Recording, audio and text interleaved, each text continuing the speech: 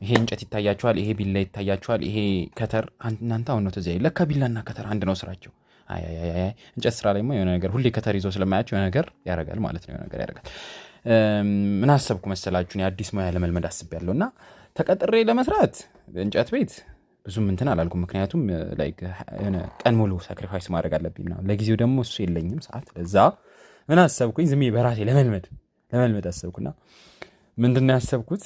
እቺ ባለፈው የሰራኋት ናት። ባለፈው ማለት ዛሬ ምናምን ወር ይሁን አመት ይሁን አላውቅም። ሰርቼ ምን ነበር መሰላሽ ሐሳቤ? መጀመሪያ ያሰብኩት ማንኪያ ነበር ለመስራት። ትንሽ እንጨት አልነበረችም፣ ትልቅ ነበር። ፍቄው እነዚህን ተጠቅሜ ምናምን ከዛ ሳምሬ ስሙዝ አድርጌያት ሁላ ኦይል ተቀብታለች፣ ቫርኒሽ ማለት ተደርጋለች ምናምን ሁላ። ከዛ ግን ያው ምናምን ጊዜ ተቀምጣ እንደንዛለች። እቺ የሆነ በመሀል የሆነ ስንጥቃ አግኝቼባት ነው ውስጡ።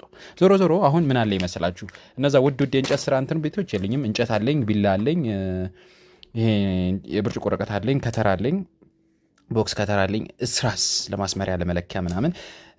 በምን እንደምሰራ አላውቅም። እስቲ ምን እንደምሰራ አላውቅም። አሁን የእንጨት ስራ ነው ያሰብኩት። በቃ እንጨት ስራ ውስጥ ለመግባት ዝም ብዬ በራሴ ተፈላስፌ ለመልመድ አስቤያለሁ እና ኔክስት ቪዲዮ ላይ ምን እንደምሰራ እስቲ ያሳያችኋለሁ። ውጤቱን ምናምን ምን እንዴት ፕሮሰሱን ምናምን እስቲ ለማሳየት ሞክራለሁ። እቺን እንጨት ተጠቅሜ ቅጥነቷን ሹፏት።